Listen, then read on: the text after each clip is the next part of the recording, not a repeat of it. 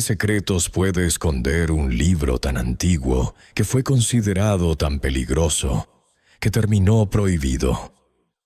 ¿Cómo pudo un manuscrito perdido influir en los textos bíblicos que conocemos hoy? ¿Por qué algunos filósofos y pensadores lo trataron como si fuera escritura sagrada, mientras que otros lo condenaron al olvido? ¿Y si este texto fuera uno de los primeros registros de encuentros de la humanidad con seres que no son de este mundo? Hoy vamos a entrar juntos en la historia fascinante y polémica del libro de Enoc, un manuscrito envuelto en misterio, censura, visiones apocalípticas, ángeles caídos, gigantes y quizás algo más. Acomódate, respira hondo y prepárate, porque una vez que conozcas este libro, es difícil volver a mirar la historia con los mismos ojos. Hay quienes dicen que existe un libro en la historia de la humanidad que contiene respuestas para casi todas las preguntas sobre el origen del universo, el bien, el mal y el destino final de la humanidad. Ese libro es el libro de Enoc.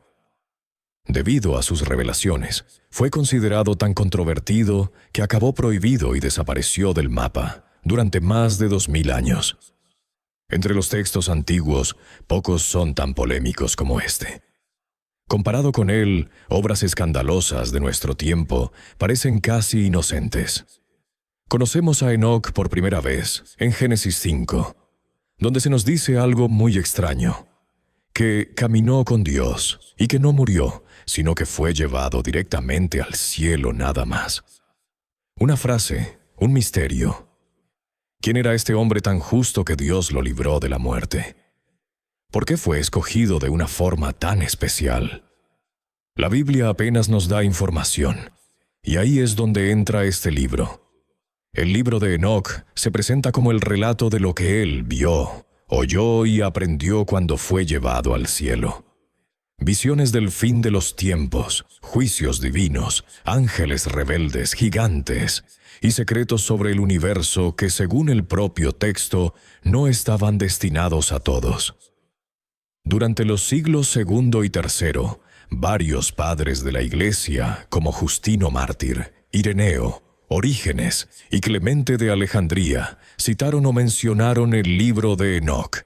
La epístola de Bernabé, de principios del siglo II, también lo utiliza.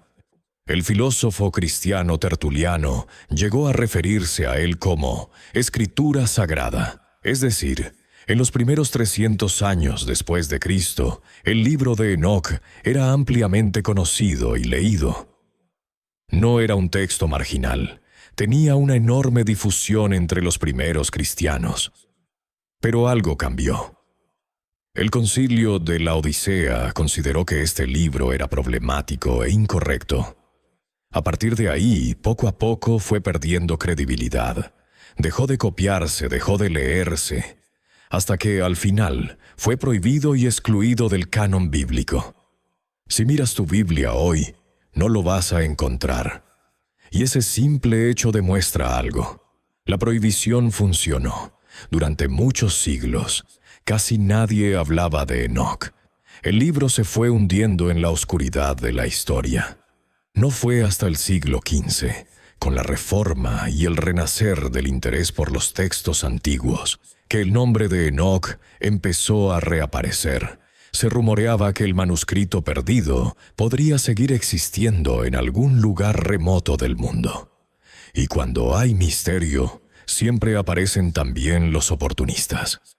Muchas personas comenzaron a publicar falsificaciones, afirmando que eran la copia auténtica del libro de Enoc. Pero la verdadera sorpresa vino de un lugar poco esperado: Etiopía. Un explorador escocés llamado James Bruce viajó allí en el siglo XVIII y dentro de una colección sagrada de manuscritos antiguos encontró algo increíble: una copia completa del libro de Enoc, preservada por la Iglesia Ortodoxa Etíope. Lo interesante es que, aunque esta iglesia no lo incluyó de forma oficial en el mismo canon que otros libros, nunca lo perdió. Para ellos era un texto importante, digno de ser conservado. El manuscrito estaba escrito en Ge'ez, una antigua lengua semítica de Etiopía, y se cree que sus partes más antiguas datan de entre los siglos III y I antes de Cristo. El texto se compone de 5 grandes secciones, donde se detallan la vida de Enoc, sus encuentros con unos seres llamados los vigilantes, sus viajes por regiones ocultas de la tierra y del cielo, sus visiones del fin de los tiempos.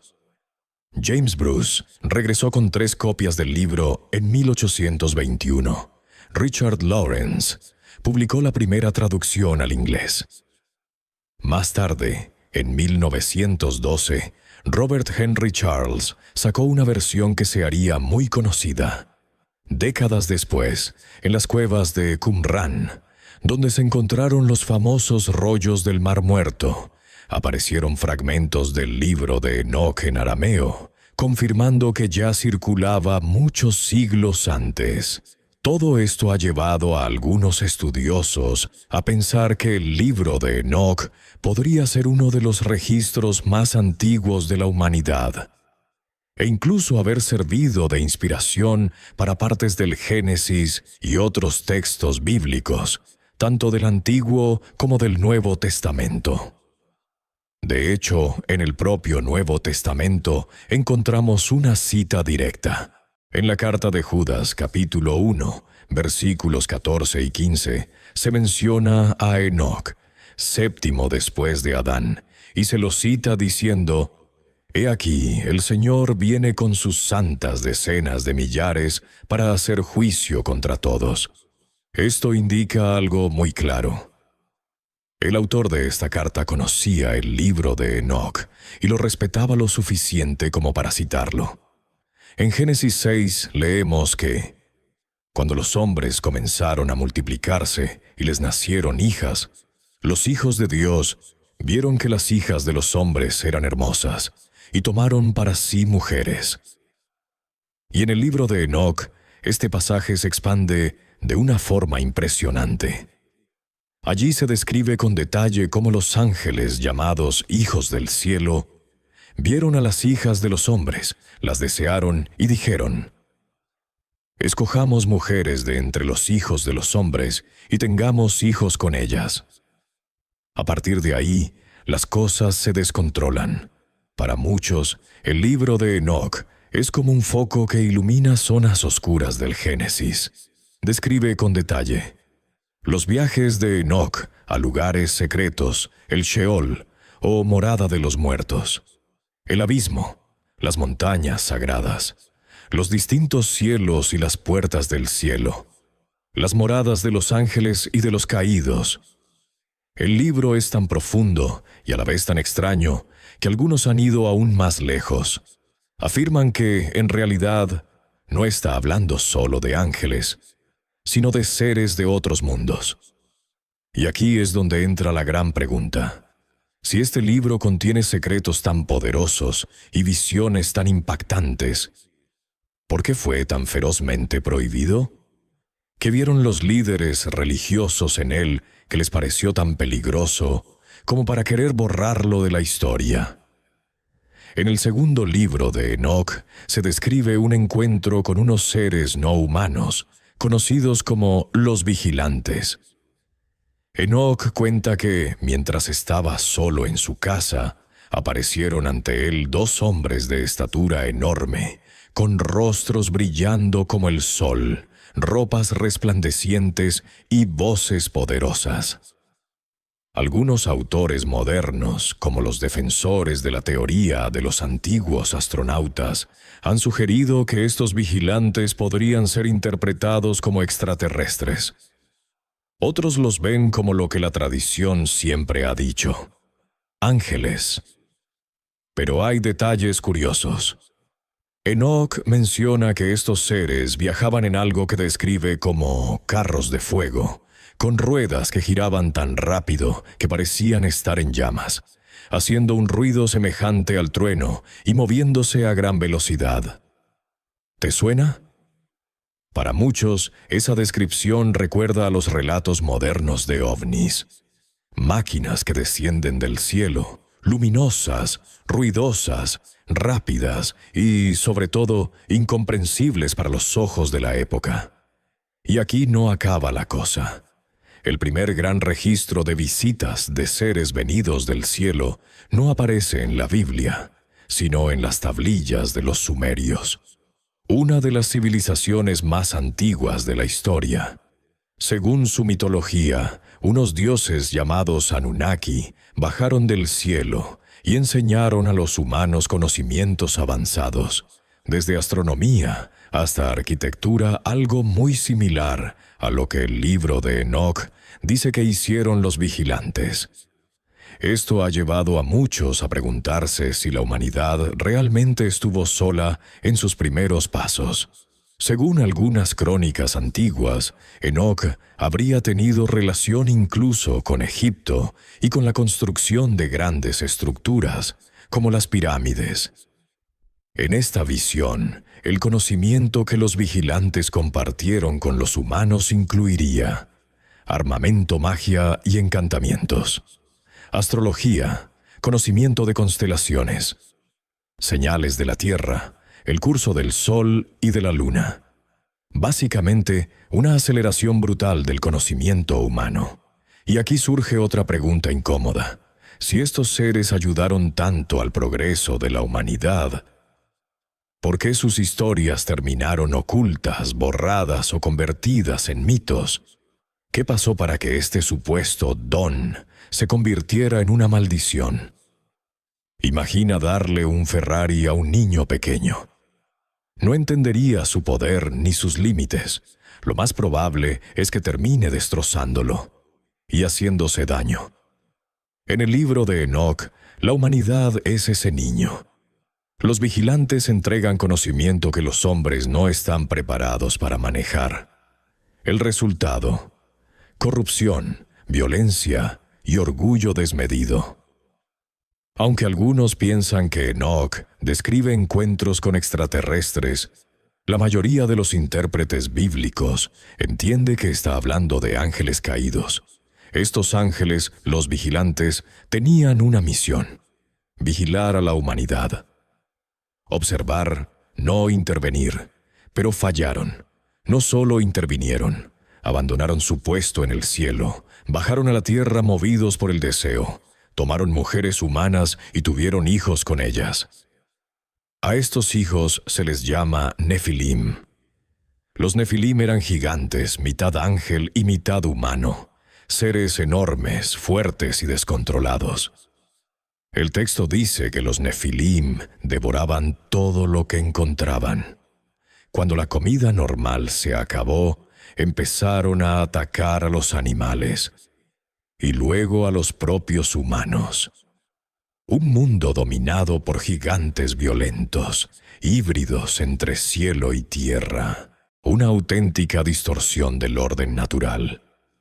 Este escenario puede haber inspirado mitos posteriores, como los cíclopes de la mitología griega, gigantes nacidos de la unión entre un dios del cielo y una diosa de la tierra. En el libro de Enoch, el caos generado por los Nefilim y los vigilantes llega a un punto insostenible. La tierra se llena de violencia, corrupción y sufrimiento. La única solución es reiniciar todo, y ese reinicio es el diluvio.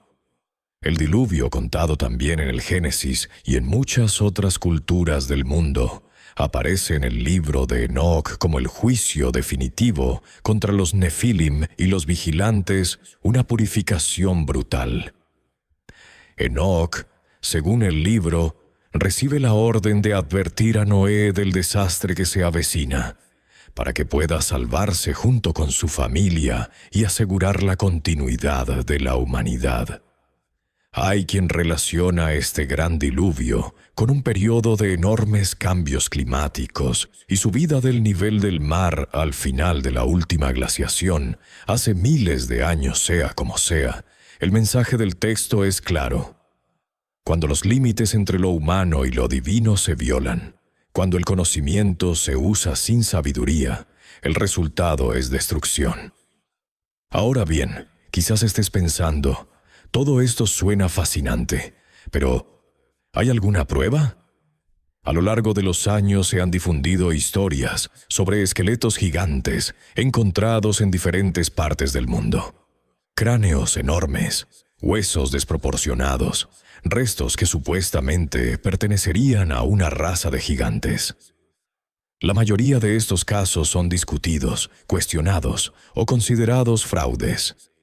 Pero el simple hecho de que la idea de gigantes antiguos aparezca en tantas culturas mantiene viva la pregunta: ¿solo mitos o ecos deformados de algo que realmente sucedió? Más allá de gigantes y vigilantes, el libro de Enoc contiene algo que incomoda todavía más a muchos: profecías.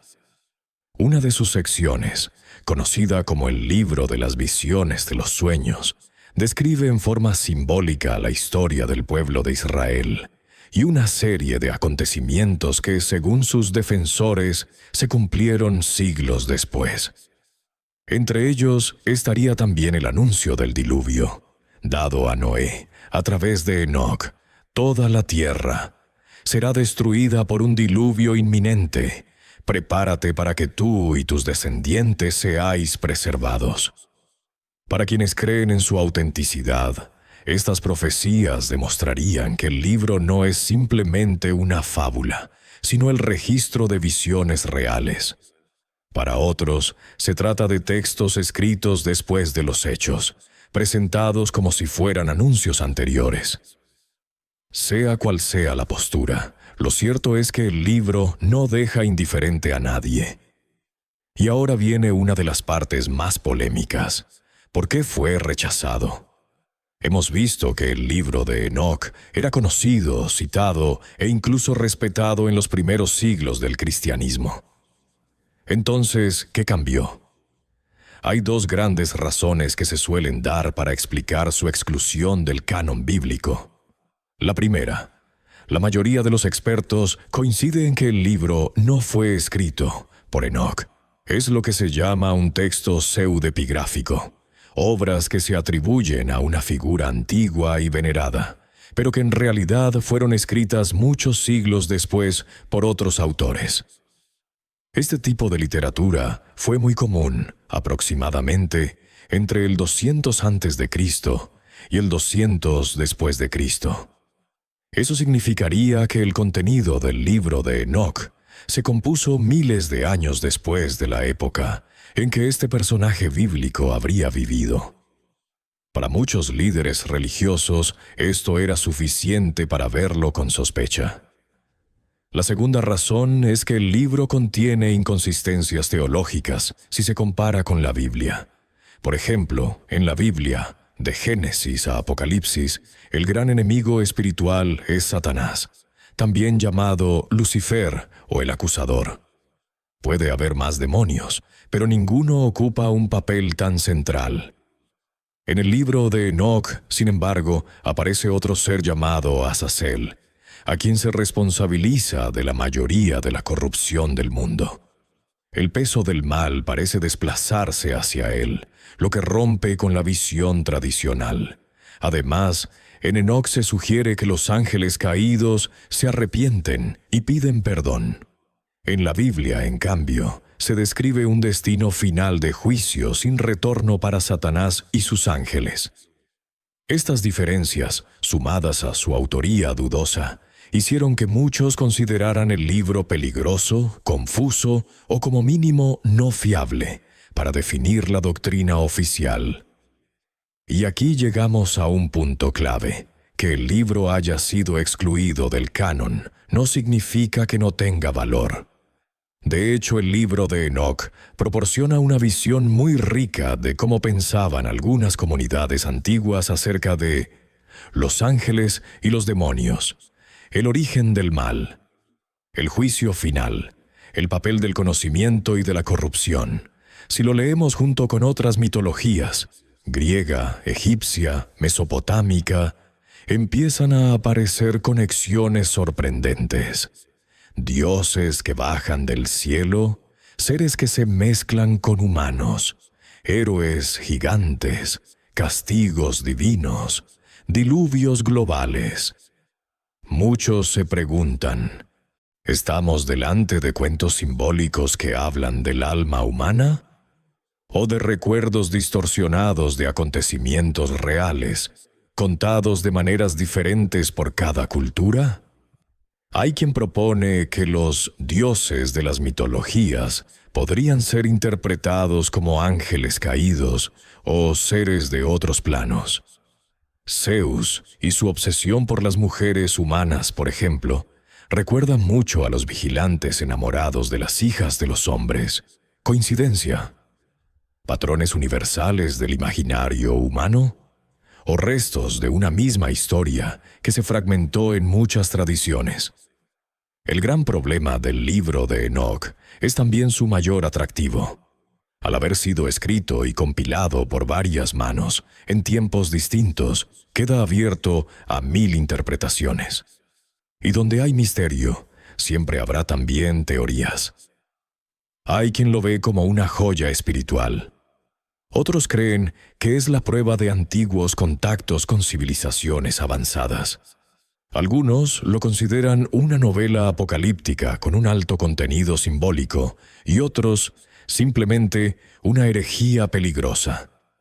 Por eso, si decides leerlo, es importante hacerlo con mente crítica y corazón abierto, sin tragarte todo sin pensar, pero tampoco cerrándote a lo que te pueda aportar.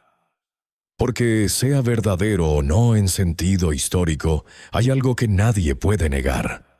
El libro de Enoch nos obliga a pensar. Nos hace cuestionar lo que damos por hecho, revisar la historia, mirar al cielo con otros ojos y preguntarnos qué papel jugamos en este enorme misterio llamado universo. Llegados a este punto, si sigues aquí, déjame decirte algo.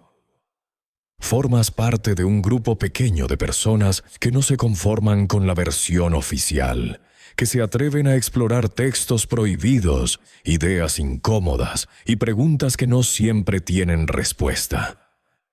Eres como ese explorador que, después de años de búsqueda, por fin encuentra un mapa antiguo cubierto de polvo. Al principio el mapa parece confuso, roto, difícil de leer, pero sientes que ahí hay algo. Lo estudias, lo giras, lo comparas, te desesperas alguna vez. Sin embargo, sigues adelante. Hasta que en el momento menos esperado, encuentras una cueva escondida, iluminada por una luz extraña, llena de símbolos, joyas y artefactos.